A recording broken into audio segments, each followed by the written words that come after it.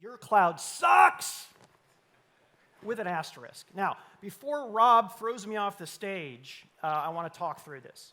So we're 15 years into the cloud, and between 10 to 25% of your data and applications are in the cloud. Now, I understand that a tech pundit like myself it's easy for me to make statements like this. And I actually, though, understand very well from talking to people like you why this is the case. So, does everybody remember those board of directors mandates and dictates about the cloud about a decade ago, right? We'll be all cloud by 2017, chairman of the board says.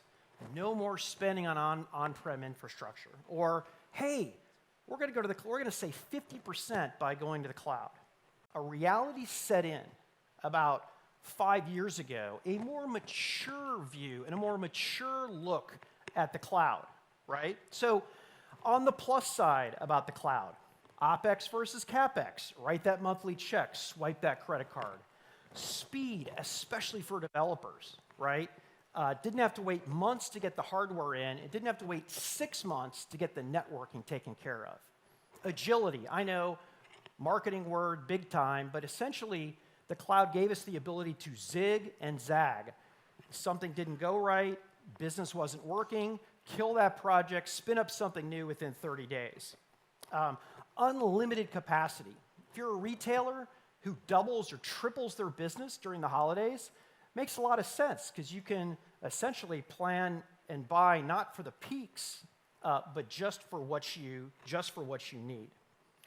But the interesting part is that we also got more mature about some of the downsides of the public cloud.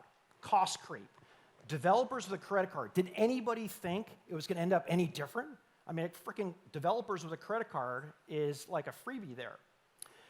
The public cloud was expensive for a steady state business that didn't have vacillations in their business. It's expensive to move data. How much does it cost to move a petabyte of data on-prem into the public cloud, into S3? Well, you might need a truck to do it. There are literally, trucks that take your data and move them into Seattle or West Virginia. Control was another issue. Just blame cloud networking. Now, I'm not saying that on-prem infrastructure doesn't have outages, but at least you know who to blame. You can blame your own networking people. Latency. Bits may go at the speed of light, but for those latency-sensitive applications, on-prem is still the way to go. And let's talk about the different teams, right? The reality is that over 85%, not even including SaaS, of big companies have multiple clouds. And each one of those teams for each separate cloud has a different DevOps team, and that adds cost. So I guess mostly in the context of this Evolve event, data was everywhere, literally spreading out like kudzu grows, right? An auditor comes in, asks, hey, tell me about your data. Where is it encrypted? Who gets access to it? And everybody in the room kind of shrugs and doesn't have a very good answer. Then this amazing thing happened. Now, while Google and Azure committed early to the hybrid cloud, AWS, early as 5 years ago, essentially disavowed it. And then we saw a big change, right?